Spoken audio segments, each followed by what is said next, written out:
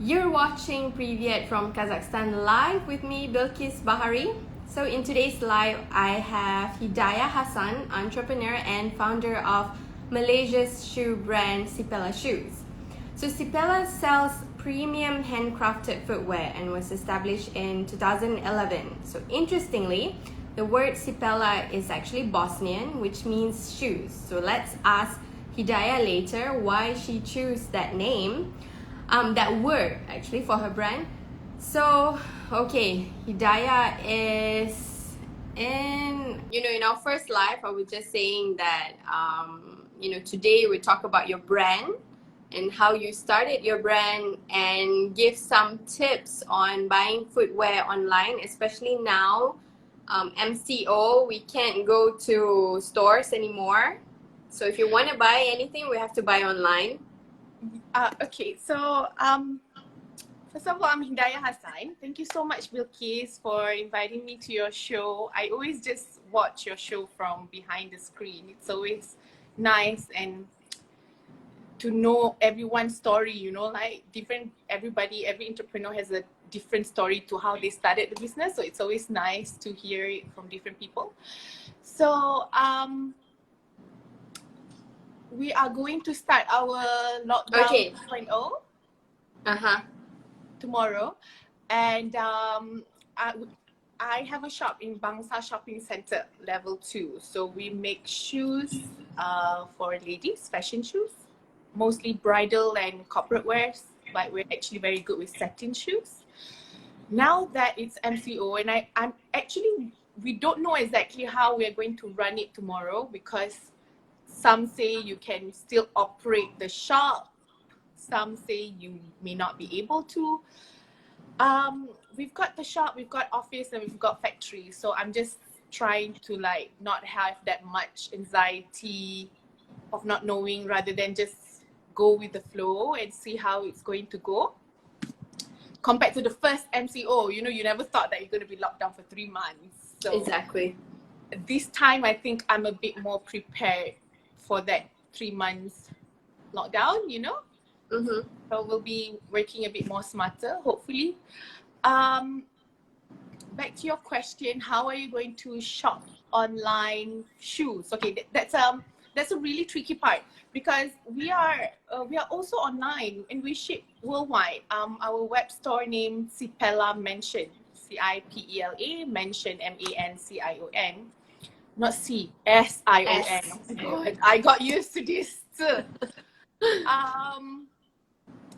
Mostly people, our shoe lovers would always browse through the website, but I guess like everyone, people still love to have that try on conversation, and also just a second or third opinion. So they love coming to the shop. If they shop from London or if they shop from Brunei, they will get in touch with our customer service, either online or WhatsApp. WhatsApp is the best, it's the fastest. Sometimes email, we will need about 24 hours. Because sometimes we miss email. 24 hours is okay lah, 48 hours max, we will reply. So we've been in the market since 2012. Actually, 2012 is when I started from scratch. Full force 2015 lah, to be safe. So we've got classic designs and classic collection that we always have, and I always follow international sizing. So in terms of buying shoes online, I always tell my staff, and we have also educate our customers that follow your international sizing, rather than thinking, oh, I'm wearing Charles and Keith or Vinci size 39 or 40, because local brand has a different shoe last and different mold. Because most of my shoe lasts are imported, so we really follow, like example, if you wear Clarks UK 6.5, you will be wearing size 40, because I don't use UK sizing, I use US sizing or European sizing. Most of the time I use European sizing. So it's very important for us ladies to know what size we wear, right? It would be Definitely. funny if you go anywhere and say, I don't know my shoe size, or it's just like telling people, I don't know my bra size. You know what I Exactly. mean? You should Yes. know your size. So I would say you should know your size, and when you shop with us, it's best to follow your international size. Let's say you usually wear European size 37 or Italian size 37. With us, you go for 37. Unless if it's a, you know, the design is a bit different, whereby it's pointy, so you might go a size bigger. It's not just with our brand. I believe with many other All international the other brands, brands. you will still have to go like a size higher, because when it's pointy, it's a bit narrow, and then if it's really high, you need like, you know, it's steep, so it push your feet forward, so you need a bit more space to allow that your feet to be in. So it's best to go a size up. It's funny, I talk about shoes like as if, you know, like but I love shoes so much, so I really am obsessed with how people wear shoes, or what design they wear for their type, their body shape, their style. Because I believe if you pick the right shoes, even if you have a mediocre or normal outfit, you can still carry that confidence level to another level. And so the tip here is, if the shoe is pointy, you buy a size bigger. But if it's, let's say, flat, you buy your exact size. Yes, your exact size. Out of, let's say, out of 10 of my customers, probably there's only 2 customers would be able to wear their true size when they go for pointy shoes. But normally, all of my customers would definitely go a size up when they go for when they wear pointy pumps. Like even when they wear 3-inch or 4-inch, they will definitely go a size up, because anyway, when you wear pointy pumps or 3-inch or 4-inch pointy pumps for a long time, you have water retention. So you need space.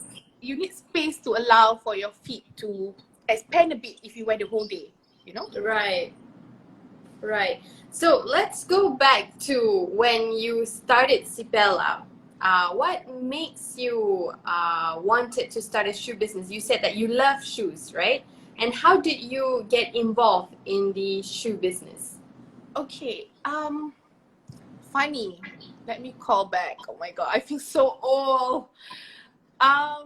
I love shoes. I remember back at uni, I would save money to buy discount shoes in UK. So as a student, maybe you would have 5 shoes max. Winter, summer, sports, shoes for university maybe, or maybe, and 1 clubbing shoes.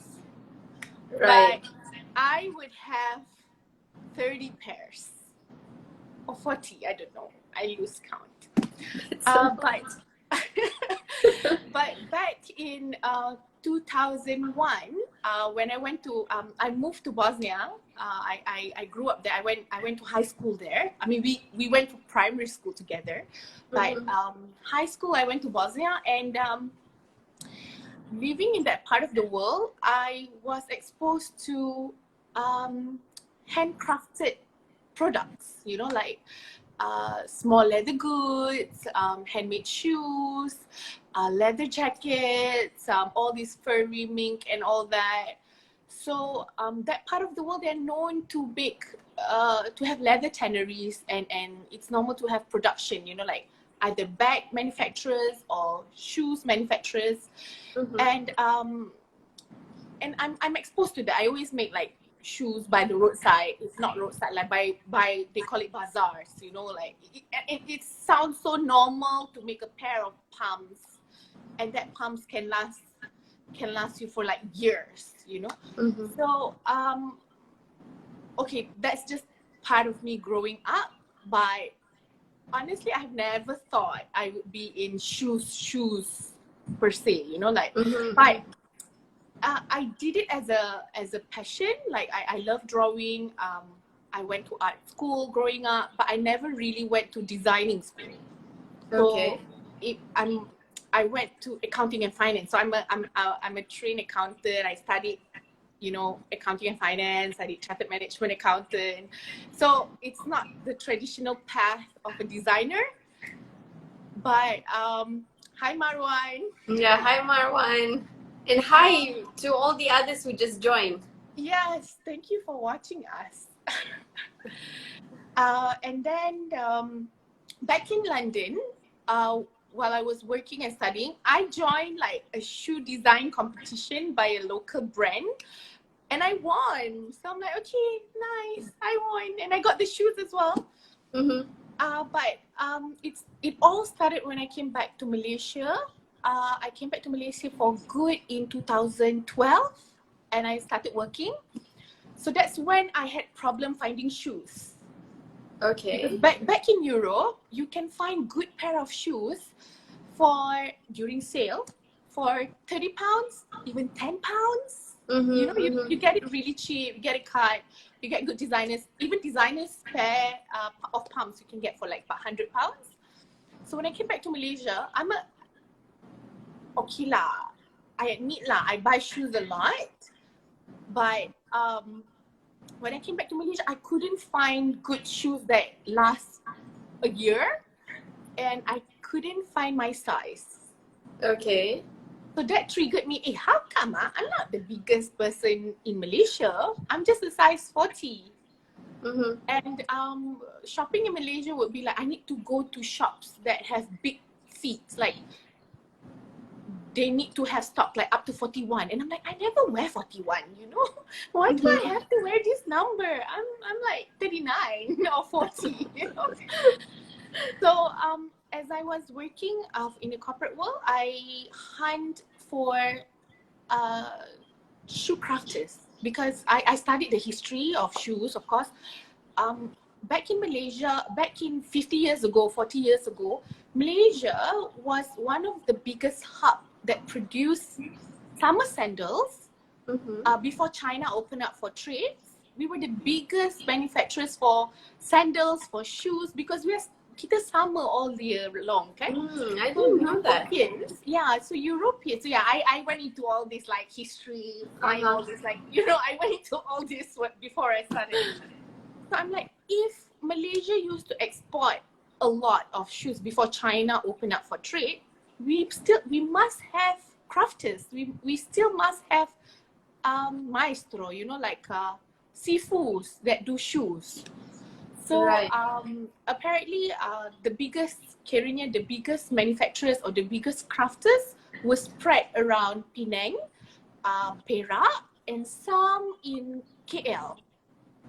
So what I did whilst working in an investment company, so that's how I started. I hunt for crafters, shoemakers, and when I found them, they were spread in Perak and KL. So I started working with them in small quantities.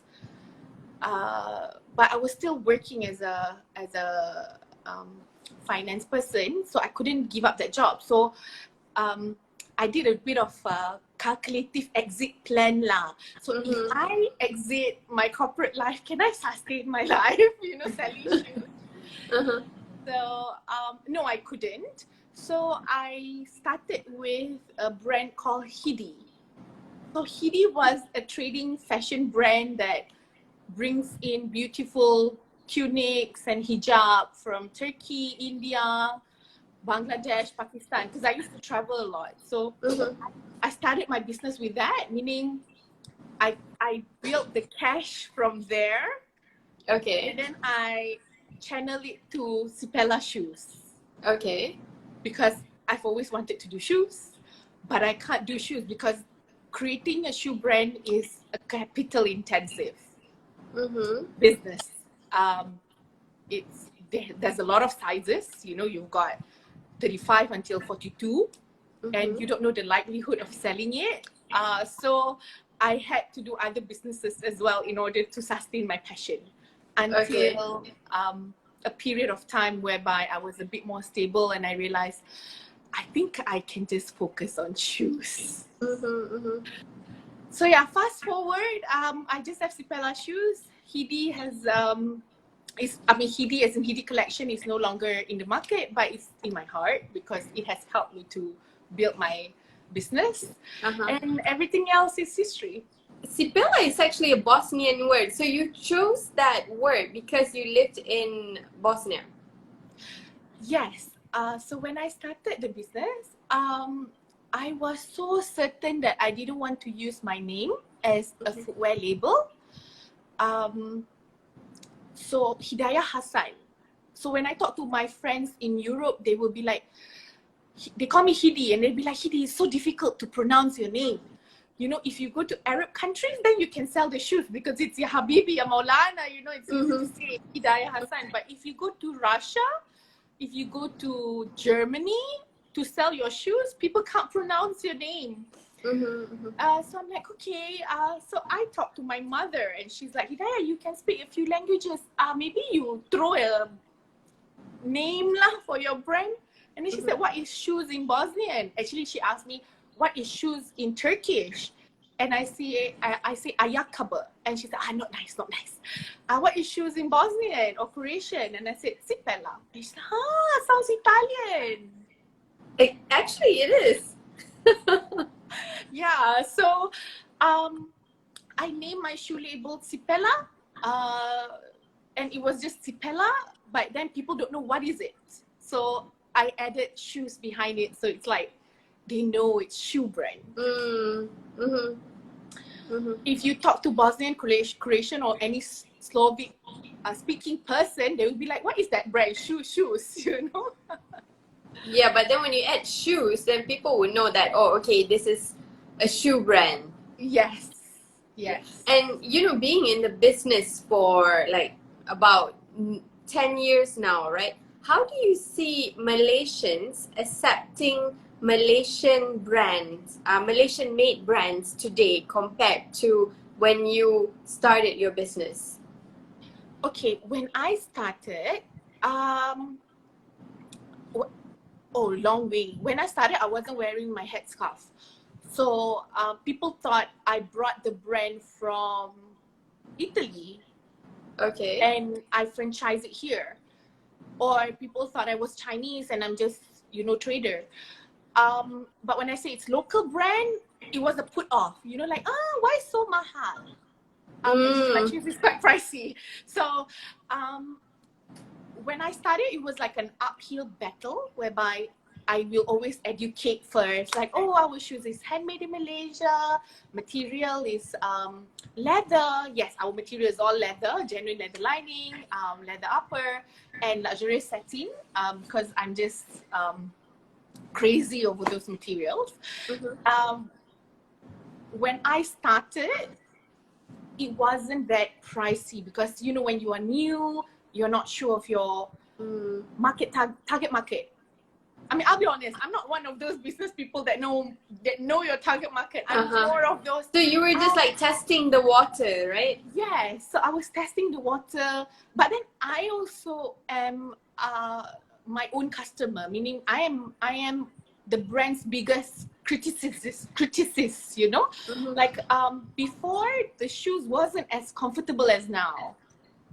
Because I wasn't doing all leather. Maybe some of it is leather, some of it is not.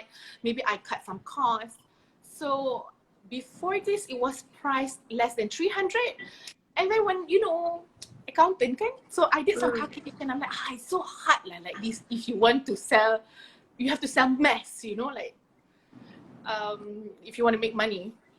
So, and I'm like, but I want this to be more comfortable. I want this leather. I want ostrich. I want embossed leather. So the cost spike up. So I'm like, okay. So let's see if I can sell it a bit premium. Okay. So when I test it to be a bit premium with an educational background, meaning it's leather, what is it made of? It's not pig skin. It's napa, which is soft lamb, calf leather, So people get used to it. I mean, actually, we all know leather shoes is expensive, but to push up a local brand to that par is not easy. Because I think people have this mindset that once it's local, it should be very cheap, Correct. right? Yeah, it's that mentality. But however, that was when I started up to at least 5 years ago, 4 years ago. So product positioning is also very important. So when I started, I was very active with bazaars and like very niche bazaars. But when I push up the brand further, as in the business further, and priced it slightly higher, increased the quality. I didn't increase the quantity. It was still very limited edition. And then when I opened my shop, first shop in Bangsa Shopping Center, that's when I realized this was a good move, because that's the market I want to target. Right. You know, like I believe three things. I think real estate developer, contractors, and anyone who are in building industry, there are three things. You can't get things cheap, fast, and fast, cheap, and cantik, beautiful. You can't get this. So if you want it to be quality, which is comfortable beauty, you've got to be ready to pay for the price, and you have to be ready to wait a little bit. Right. You know, because good things doesn't happen overnight. It has to be Correct. Nurtured and groomed, right? So yeah, same goes Cheap to thing Cipela. is never good. Huh? Cheap thing is never good. Yeah, but it's nothing wrong if you want to sell cheap. That means you want to buy often. But I've always wanted to spoil my customers. Like I like personalization. I like to sit and talk to customers. Like, okay, you're getting married. How do you want your shoes? How high? Like I don't know. I guess. So when you get it personalized, of course the price will go a bit more up, because there is no such thing as, because time is money as well, right? Right. So everything has to go into translation into business. Kalau tak, your effort will just be. Then you have to sustain as a business as well. Yes, correct. And since early last year, many businesses were hit by the pandemic, and some are struggling to survive. Some didn't make it, while some, like, food delivery business, I think, are thriving. But what about Cipela? How has the pandemic affected your business?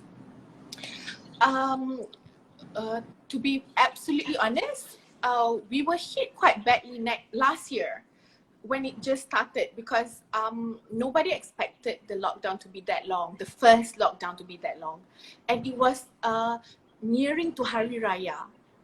Okay.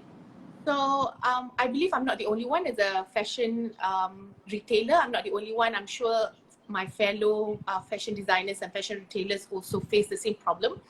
So for us, we built the collection or production months ahead. Meaning, because I don't source the material from locally. Like I import most of my components of shoes. So you imagine, Raya was in May last year. So most of the stocks, most of the raw materials were purchased in 2019 end. Okay. So we were supposed to produce early of the year so that by March, we will have the stock to start selling for Raya. So my stock, my raw material were already here, but stock was not produced. Okay. Because it was produced, but it was partially produced. So there is no such thing as to launch without full collection. It doesn't, on production chain, you cannot just macam, okay lah, cukup lah, potong lah, settle jual, you know? It will disturb the production, it will disturb the efficiency of the production and the whole chain. So we were locked on 18th of March. So I only had if 1/4 of the collection ready. Right. Workers couldn't work and we were not sure how to work, you know. Oh my gosh. My crew were not sure how to work. Shop was closed. Thank God my office colleagues, my staff in the office, we were already working from home. But for us, working from home is one thing, but having products is another. If you don't have Right. products, you can't sell. So my first 2 weeks of first MCO was just panic attack. Okay. You know, like trying to talk to a lot of people and see what to do, trying to like contact police. Can we move? Like at least can my workers come to factory? So it was a lot of hiccup, but somehow after 2 weeks, I had to make that. In business, the CEO decision lah, right?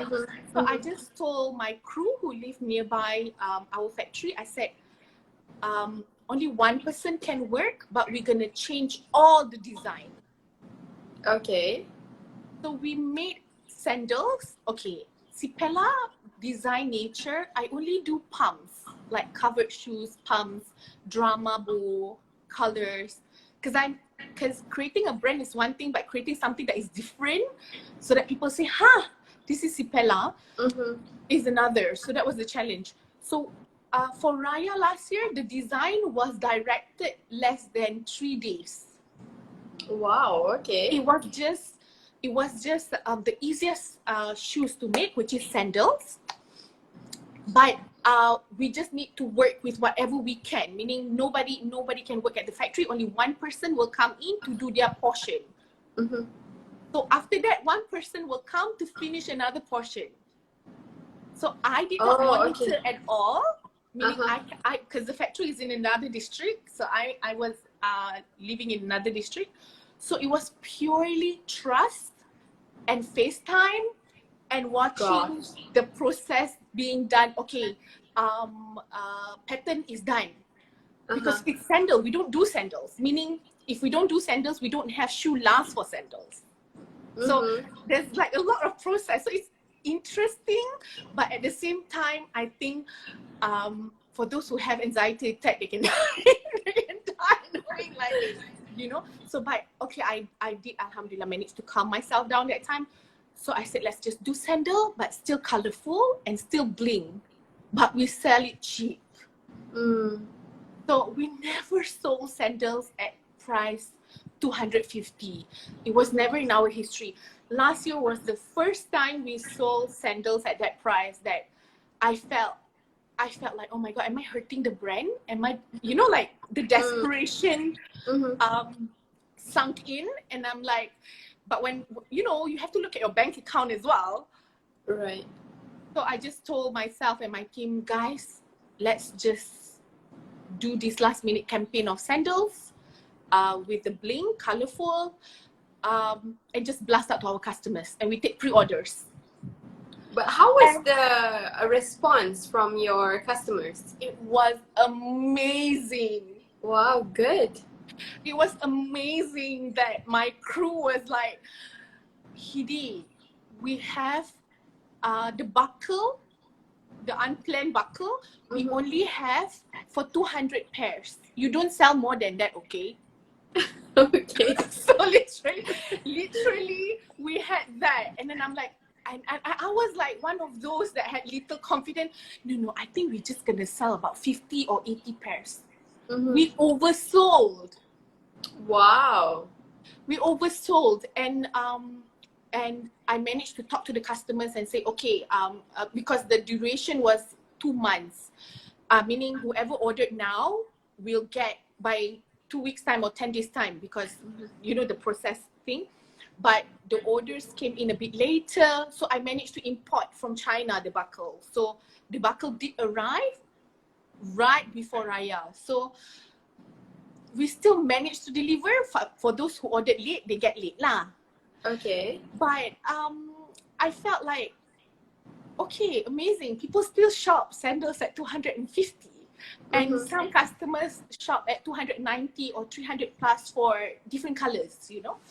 So I assume, yeah, it's so interesting. So I realized actually Cipela brand itself has its own customer database that trusts our product and our quality, and also our pricing. They know we would give the best of what we have. So yeah, that first MCO really gave me like a boost of confidence. Are you prepared for tomorrow's MCO and for the upcoming Raya? Raya is in April. Oh my god, that's so fast. Yes. I could never say I'm 100% prepared because we never know what's going to happen. But I believe like I managed the whole situation a bit more better, whereby we already prepared some stocks to launch. But we recently launched a sister brand called Ella Everyday. Because Cipela shoes will always be that premium brand that we would love to cherish and spoil, meaning the quality, the materials are of a certain standard. I still want to keep that. So Ella Everyday is something a bit more faster moving and a bit more cheaper range, but it's still community friendly and carrying I use vegan leather, meaning it's a bit cheaper, but it's still how to call this? Comfortable, yes. But we do it a bit mass, meaning with Cipela shoes we have very limited edition per color. But Ella Everyday we have it more in a cheaper range. So for Hari Raya this year, Eid, we have some plans for Cipela shoes, maybe a bit more premium, but just a capsule collection. But Ella Everyday, we will have quite exciting things coming up, and a collaboration with an influencer launching hopefully end of the month. So I guess I'm just going with the flow and see how it goes, you know. Yeah, and plus in today's world, you cannot just, you know, plan something and just stick to it 100%. You kind of have to go with the flow. Yes. One thing I learned over the years of being an entrepreneur, as much as I plan, I always need to have a plan B, plan C, plan D, and a bit more flexibility that it might not happen, but you will work as if it will happen. Right. I totally agree with that. It's not just you as an entrepreneur. I think you as an individual, when you want to make career choice or moving to another country, in my case, you need to have plan B, C, D, E, F, G. You have to have it. Correct. And I don't know how you do it, like totally move yourself to Kazakhstan, but I'm sure it's fun journey to explore different countries, right? Very interesting. And the fact, I mean, I didn't even know that, you know, once when I hit 29, 30 years, I would move to Kazakhstan. I would know even how to speak Russian. I didn't, if you ask me. Good Russian, actually. Thank you. I think you have a good slang. Thank you, but I still have a bit of accent. I wish I can speak exactly like the locals. I'm sure you'll get there. But however, you know, when I hear you speak Russian, I'm like, oh, gee, she's got a good slang to it, you know. But Thank you. There is a joke in Bosnian. So, because I went there really young, so I forgot how I learned the language and everything, you know. But I could speak the formal and the street language. But back at school, my schoolmates would say, okay, ni macam tak elok sikit lah. But they always joke, Hidi, learn how to swear first, then you will speak the language. You know Malay word? Some Malay word is a curse word in Russian. Yes! So, I know! So when I found out, I was like, what? Yeah, it's quite funny to use some words. Even like good words in Malay, in Bosnian and Croatian and Serbian, it's actually a swear word. So it's yeah. Put off. Yeah. Yeah, so going back to your designs, right? So you design your shoes. Where and how do you derive the inspiration? What's their creative process like for you? Okay.